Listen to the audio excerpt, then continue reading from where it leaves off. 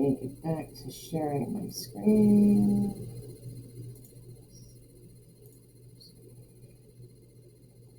Share screen, share. Awesome.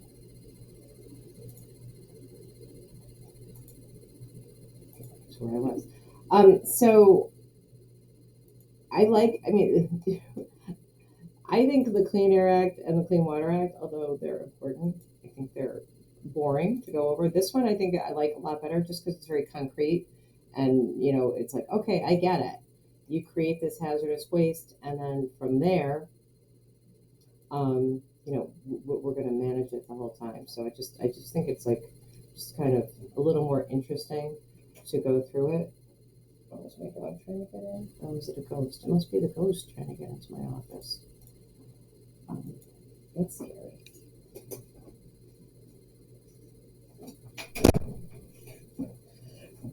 Usually it's the cat or the dog that's trying to get in, but it was just the house ghost. Okay, so that's the generators. The next category of people who are touching this waste are the transporters. So they're, who whatever entity moves the stuff from the generator's location to the next place. So it can be airplanes, it can be people on the truck, it can be railroads, it can be barges, right? However you're moving that waste. So whatever you're transporting, you have to, make sure you're on that manifest as a transporter, and then you have to do what ever it says on the labeling. How do I transport flammable things? How do I transport toxic things? Whatever it is. And RCRA, even if you're just going from Sugar Grove to Aurora, that counts as transport under RCRA. It doesn't have to be interstate. It can be within the same state. The only way you can transport waste is that in your one facility. So if I'm at waste facility B, and I'm moving it from building A to building C, then I don't have to do the manifest stuff with RCRA because it's staying that same technical location. RCRA regs, they work with Department of Transportation regs too about hazardous materials. If you are, so you're going to have to comply if you're a transporter on, say, anything, right? Rail, road, air, water. You're going to have to follow both the Department of Transportation standards for transporting hazardous materials as well as RCRA. And if you're going to transport hazardous materials, you're going to have this EPA ID. God forbid there's a spill, there's a reporting requirement under RCRA that you have to comply with, and then you're going to, you have to do your job with the manifests. So if you're a transporter, maybe you're like waiting for the big train to come or something. Say you're the trucking facility, right? You truck it to your place, and then the railroad cart comes from there. So you can store, even if you're a transporter, you can store the stuff for up to 10 days without a permit. You're required to keep these manifests as records. Your copy of the manifest when it reached you for 3 years, and show it to the EPA if they request it. And if you somehow alter the waste, maybe you treat it, right? Maybe you add water to it. Maybe you move it from one barrel to another. If you do anything to alter the waste, you are no longer then a transporter, you are a generator, right? You finish off that manifest, you send that to the original generator, you create a new manifest for it because you're a generator, because whatever the waste was that came into your possession now looks different in some way or another. Okay, so that's your transporters.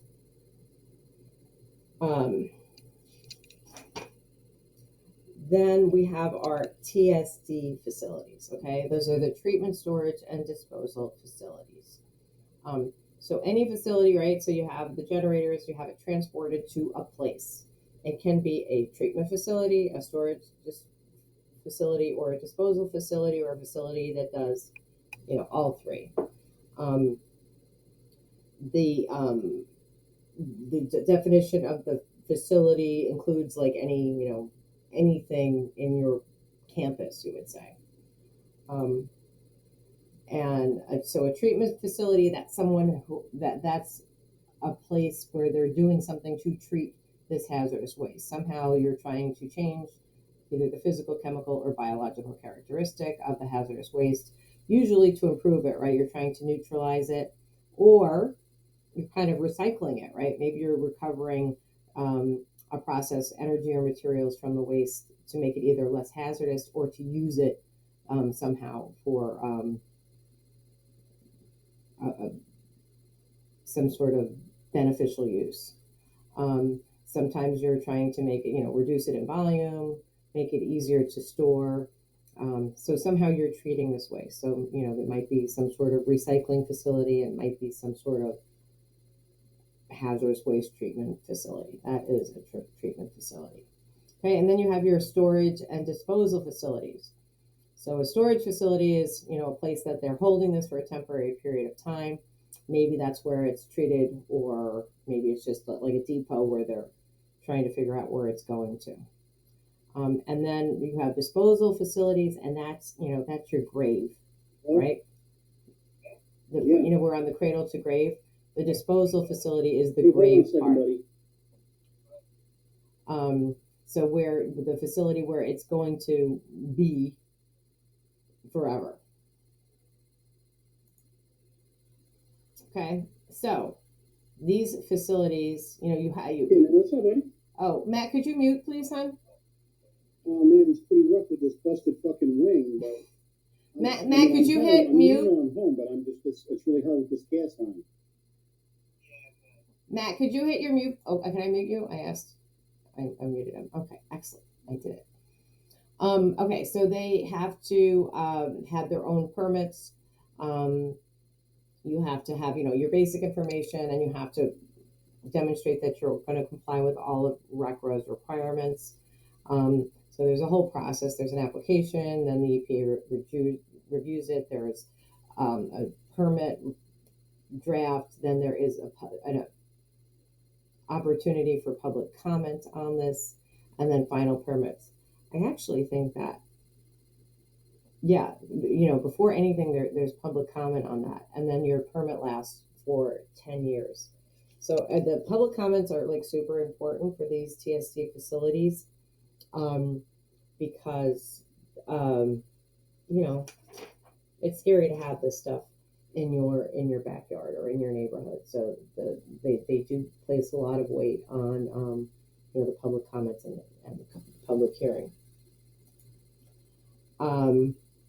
So that's how these TSD. So the TSD facilities have to comply with all of the manifest requirements, but then they have to comply with all of these other things, like how these things are supposed to be disposed of or permanently stored. What facilities do you have? What liners do you have? There's a lot of there's stuff that comes even afterwards, which we'll get to in a second. And God forbid anything happens, there's a spill, or they call them releases under RCRA. Okay, so if any hazardous waste is released from a facility, corrective action must be taken. So they have to, clean it up, regardless of when this time of release is. Even after, so like when the disposal facility, the TSD, is full, then they close that. Even after the facility is closed, if there is a release, there has to be corrective action taken. TSD facilities are subject to EPA inspection at any time, even after it's closed. Technically, the EPA, should ask for a warrant to get on campus, but usually, they contact the managers or the owners, and they give consent. Because if they say, I want a warrant, that kind of makes the EPA think that maybe there's something they're doing that they don't want the EPA to see. So giving open access that makes the EPA less suspicious of bad processes. Oh man. Okay. So there's a bunch of facility standards that you have to have.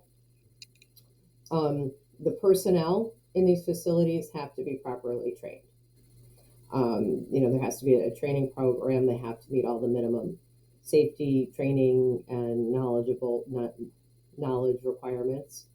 They have to have security, and you wouldn't think of this at first because it's like, who's going to steal anything from a toxic waste disposal? But if you have hooligans accidentally getting in there, right, just kids, and something bad, they damage something, well, that's very, very dangerous if you're in a hazardous waste storage facility. Or terrorism, right? So people with not just accidentally or on a lark getting in there, but who intentionally get in there to cause harm. Okay, so they have to have security even after, again, the facility is closed. The facility operators have to demonstrate financial responsibility to take care of this, to be able to conduct corrective action if they need it, to have security even after the facility is closed. And then there's design standards. So what do these what kind of materials you're going to have in there? What do these storage tanks have to look like? What do they have to be made of? Like, say, for like a landfill, they have to be like lined and have like leaching um, leachate collection systems, right? And something to monitor the groundwater. Also, they have to have, methane is like a big danger in some of these landfills, right? For explosions. So they have to have, ways for the methane to be released. Yeah, so any tanks, they have to be constructed of whatever materials are appropriate to the waste that it's being handled there. They have to the tanks have to have overflow and spill protection. Um, then what's another? A surface impoundment. That's like a ditch. So they have to maybe somehow be like lined with concrete or something. Again, depending on what you're putting in there. Waste piles. So kind of like a landfill, but I guess lower than a landfill. That's not that it doesn't have a container, but they have to have a liner or a base or something to control it from getting into the groundwater. Incinerators, you probably don't even know what an incinerator is, but that incinerator is just a facility where it burns stuff. And in a an incinerator, there's going to be requirements of like what you can burn, maybe some filters on the air and emissions. They'll be subject to the Clean Air Act requirements for stuff going in there. So, bottom line is, depending on your type of facility, you're going to have to meet up with the design and maintenance standards under RCRA. And any operator of one of these TSDs has to have an EPA ID, and they have to fill out that manifest when they receive the waste and return it to the generator. Oh, and they also, before they once they receive the waste, they have to sample it to say well, this really is whatever the generator is saying it is, so that when they can manage it and store it properly, dispose of it properly. I say store it, that's the disposal. So you're in your landfill or you're in your TSD. That is the final, that's the grave. So it just stays there forever. So, you think of it as storage, but it's really, that is the disposal. It's there. Yeah, so you have to follow RCRA standards for designing of all of these containers.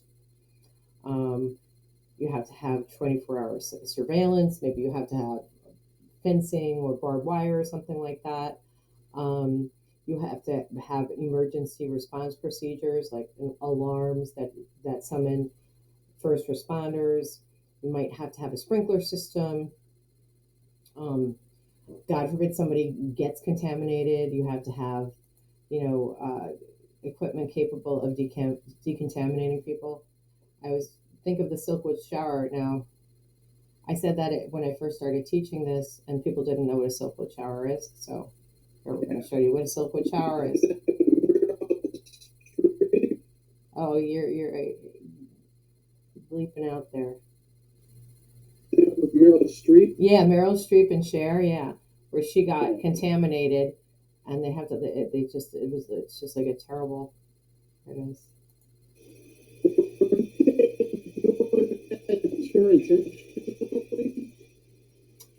You're. I can't hear what you're saying, Matt. You're kind of bleeping out on me. According to the movie, weren't they doing that intentionally? Yeah. In that movie, they were that. So she got. But so before they leave, so that means she's hot.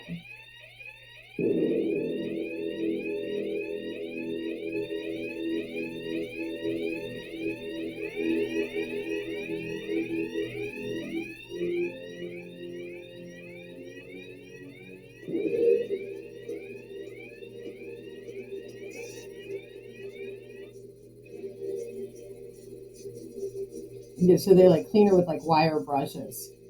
Nasty. Anyway, that's the Silkwood shower. Karen Silkwood. Okay, get out of there. This one has all sorts of fun YouTube videos. This lecture. Okay. So these TSDs, they have to keep the manifest. They have to send the original manifest back to the generator within 30 days of when they get this waste. They have to have it signed and dated, the location of the facility where it ended up, and then they have to keep these manifests for 3 years. Biennially, they have to send reports to the EPA. If they have any unmanifested waste, they have to have reports of that. And any reports of accidents, spills, what do they call them, releases, have to be reported to the EPA. Okay, and this is what, it's just killer because you don't even think about it. But, so when this TSD is full, they call it closure phase. Okay, so RCRA still applies. All of those, facility requirements still apply. And so if you say, I'm going to operate a landfill or some sort of hazardous waste TSD, I have to be able to financially support this facility for at least 30 years after it's closed. So that includes security and, just having personnel monitoring it, even after you're not taking waste. So that means you're not making any money off it anymore, right? You're not getting more stuff. So you have to be able to financially support it for at least 30 years after the facility is closed, which I'm like, there's got to be a lot of money in it if these things can stay afloat afterwards. So, we talked about that, like the solid waste that's non-hazardous is usually regulated by the state with federal minimums. But there are, also some states that regulate their own hazardous wastes. Sometimes there's joint permitting between the EPA and the states. As we learned with Flint, it doesn't seem like it's a great idea to let the states manage this stuff on their own. But maybe I'm sure the EPA is busy, and maybe a state can better manage it on their own. One case here, Blue Circle Cement versus Board of County Commissioners. In that case, Blue Circle was a quarry and cement manufacturing place in Oklahoma. and they used coal and natural gas as fuel in their kilns. And then they decided we're going to convert to hazardous waste fuels, right? So then that's basically a reclamation of this hazardous waste, and they're going to use that for their power. So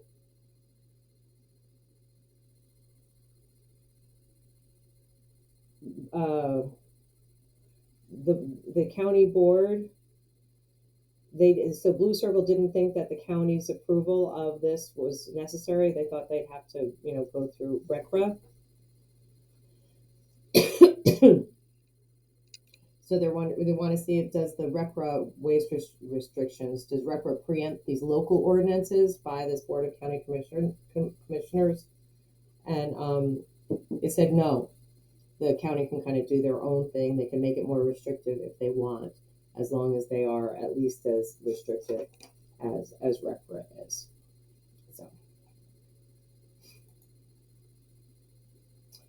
So under RCRA, all of your traditional methods of enforcement of RCRA are available, right? You can, they can an administrative remedy. They can cite you. You can have an administrative hearing.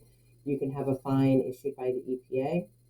They also have those, private attorney general actions, right? They give standing to private citizens if they think that anyone in that chain, generator, transporter, or treater or storage or final place, resting place, TSDs, are violating RCRA, you can bring a civil action. They're standing that way. If someone is illegally dumping or somehow not following RCRA, you can be prosecuted criminally. But again, and we find this everywhere. Civil rights, none of these environmental actions, they don't allow civil rights actions under them. It's kind of uniform. They're saying that these are not civil rights cases. But your civil penalties can be up to, what is that, 25,000 per day. Criminal can be up to 50,000 and up to 2 years in prison. And if you're doing it knowingly and not negligently, you could get up to 15 years in prison.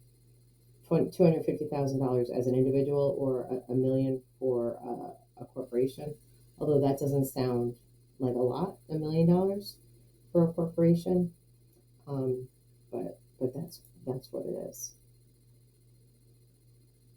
RCRA also requires that the EPA does research and development on technology for this waste handling, treatment, and disposal. So, things change. Oh, maybe we have this new filtration. Maybe we have new knowledge about how to reuse this waste for energy or for something else. And yeah, that's reducing the volume of the waste and, protecting human health and safety. But, the jury is out as to whether the EPA has done a good job or not on research and development. Okay, does anybody know what Yucca Mountain is? Has anybody heard of it? Okay, so Yucca Mountain is in Nevada, and it is a big tunnel. We have a video on it. That was, when was it first started? They started construction on it when? In 2008, maybe? It's in the news report. And it's supposed to be the nation's repository for nuclear waste, nuclear rods.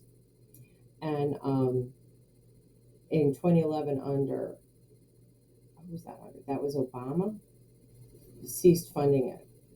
Okay, and then the Trump administration tried to get it refunded. And then now Biden says he won't open Yucca Mountain. So it's like this big empty facility. But I'm just going to show you the video because it's kind of crazy.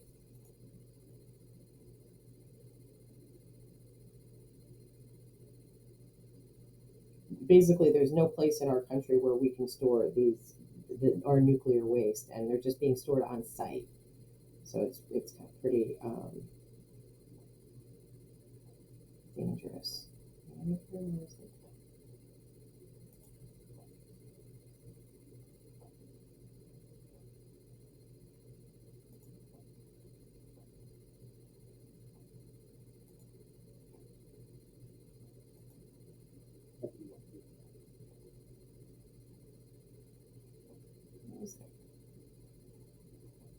Where is it? I've been searching the cost of drink.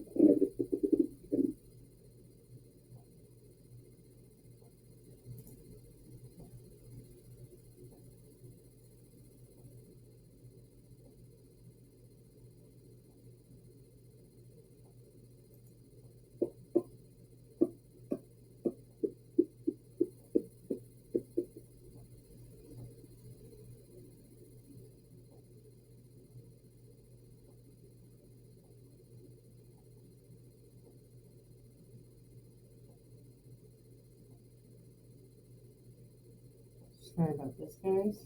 Takes a minute. Okay, I'm in full screen at least. Got that.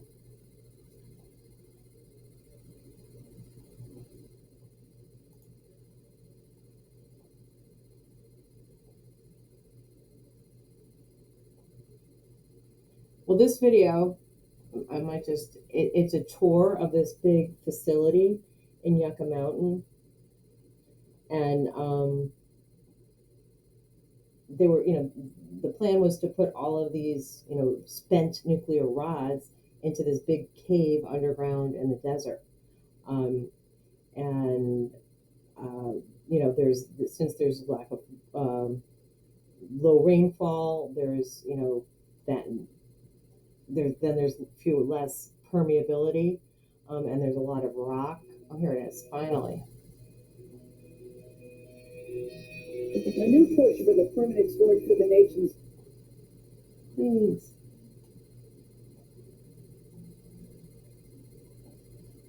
nuclear waste is leading to a fight over the massive radioactive stockpile. The U.S. is the world's largest producer of nuclear power, and the dangerous spent fuel is currently in about 80 sites around the country. Now, they contain an estimated 88,000 tons. This morning, we're getting a rare tour of the leading potential storage site. It's outside Las Vegas, with a material that will remain poisonous for thousands of years to come.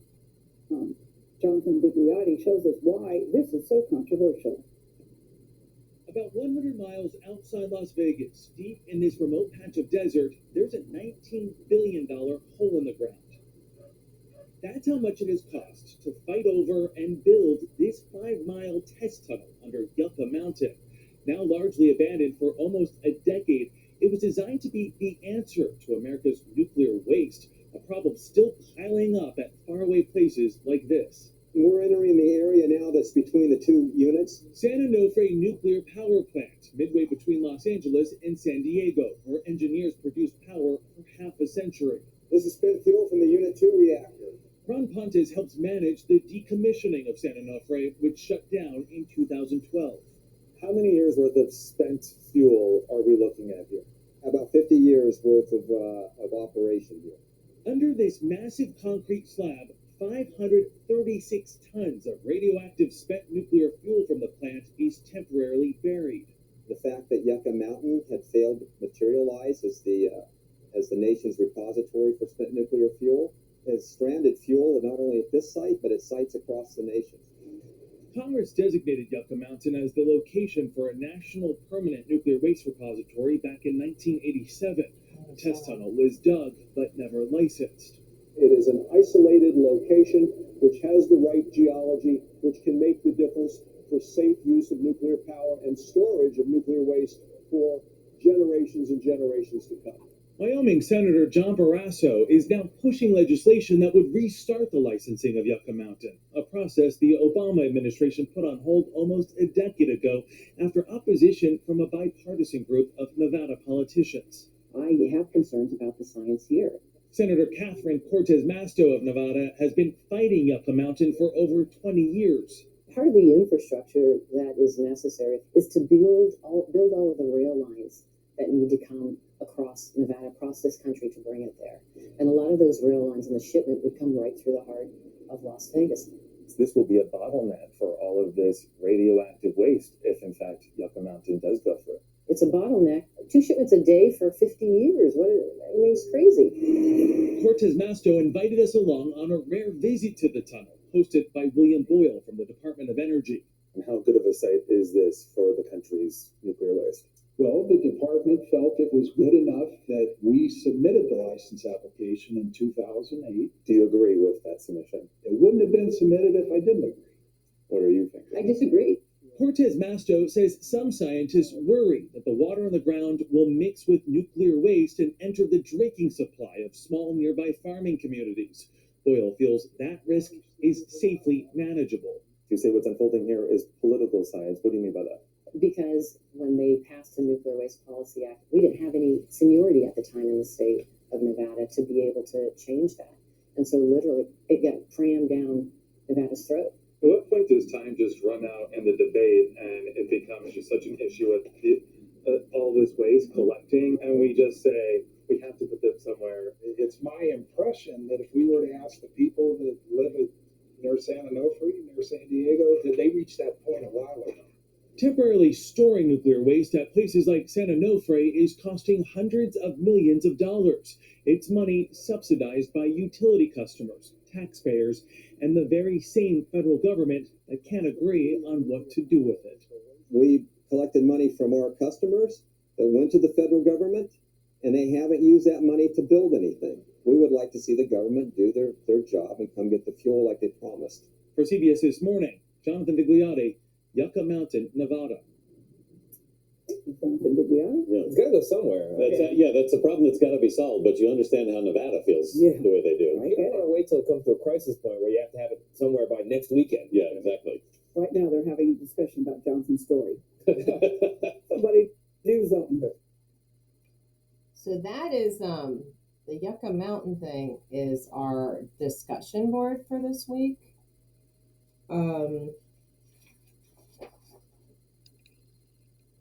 There was let me see. So that we're going to talk, that's what I want you guys to chat about in the discussion to see, what you think about Yucca Mountain. Now there's another, I don't think I can get in this one.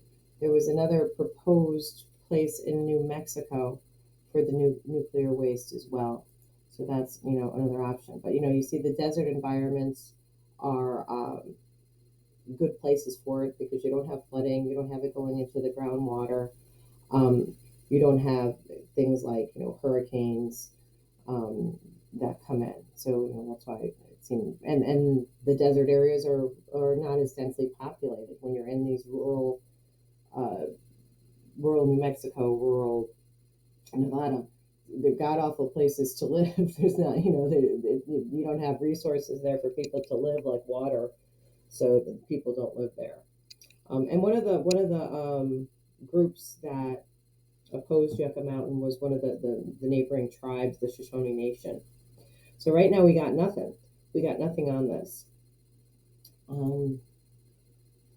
So this is just a little thing with Mr. Burns again. So a little PSA.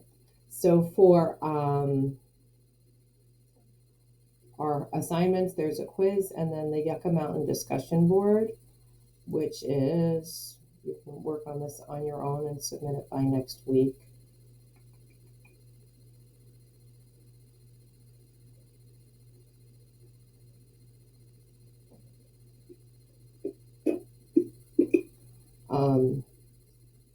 What do you think? You think Yucca Mountain's a good spot? You think they should do something else? What are your thoughts? So that's our discussion board.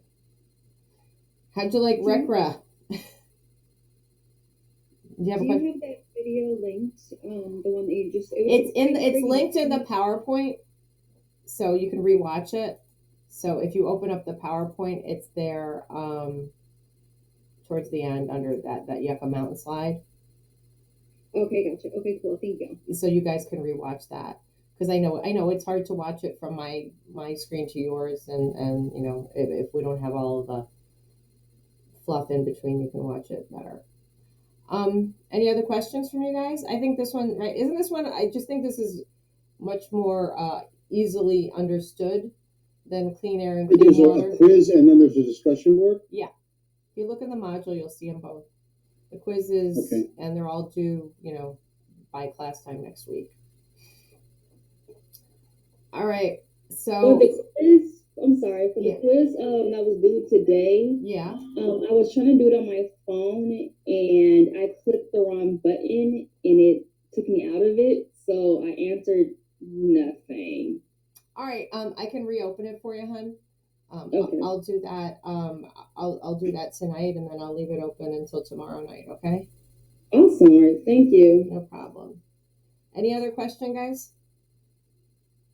Okay, Jinwon, why don't you stay on so we can chat about that other thing?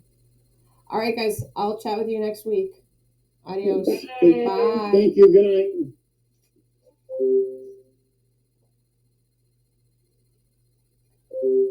Okay, so did you get a chance to look at what I sent for you? You have it there. Okay, let me make this bigger because I can see you better.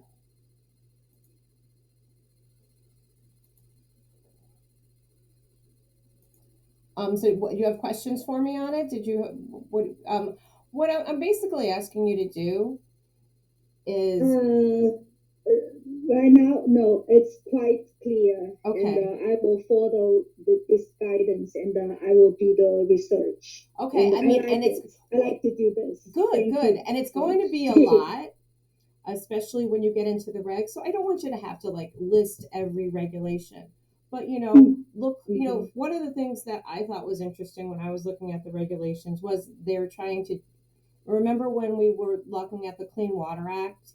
There was a big thing. What is the waters of the United States? Well, they're trying to redefine that again. So that I just thought was interesting as a way to to kind of broaden what waters of the United States are. So not every itty bitty thing, but if you see interesting ones that align with his when you get to the White House, what his policy is, and see how that's changing. And obviously I can't. This was just my idea. I don't know what's out there. If it's too much or too little, we can tweak it a little bit. Work to it's supposed to be kind of a mentorship, independent study, so we can work together on that and what it's going to look like in the end. Yeah. Okay. Yeah. Sure. I will see what I will do, like a outline of the what I wanna discuss, and then I will ask for your comments. Right, and we can meet in a couple of weeks, or you can send me a draft, and then then after I look at that, we can chat. Whatever works for you. Yeah. I will send you email if I come up some idea, and I will discuss with you. Okay, perfect. Yeah, I like this. Thank you. Oh, good, good. It's I'm quite glad. interesting. Yeah, I think it'll be interesting. Thank I think you. it gets all the different parts of the government. Now, I think the courts, there's not gonna and that was also with the courts. I wanted you to limit it because when I did this, there's like from 2021 to now, there's hundreds and hundreds of cases. So you shouldn't have to read hundreds and hundreds of cases for it. But if you limit it to the higher courts, you can kind of Supreme Court. Okay. Supreme Court. I think there's like Supreme and the appellate courts. Now I have a Lexis. Yeah. And there are quite many resources over there, so I will check. Yeah, you can use Lexis for all of these, or I don't. So does Bonsi has access to Lexis then? Yeah. Yeah. Perfect. Okay. All right. Okay. We'll keep in touch. All right. If I have a question, I will send you the email. Okay. All right. Great. All right. Have a good night. Thank you, Professor. Thank Bye-bye. you. Okay. Bye-bye.